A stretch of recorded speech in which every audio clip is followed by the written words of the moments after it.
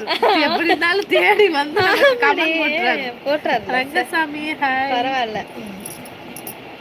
நம்மளே படிக்காம நம்மள தேடி வராரு வரே. நல்ல விஷயம்தான். இப்ப நம்ம போடணும் வெடிய மச்சான். இப்ப நீ வெடிய போடு மச்சான். ஏமா பானு ஏன் மூஞ்சி தெரியல என்ன விமல் சாந்தி மூஞ்சிதான் முக்கியா.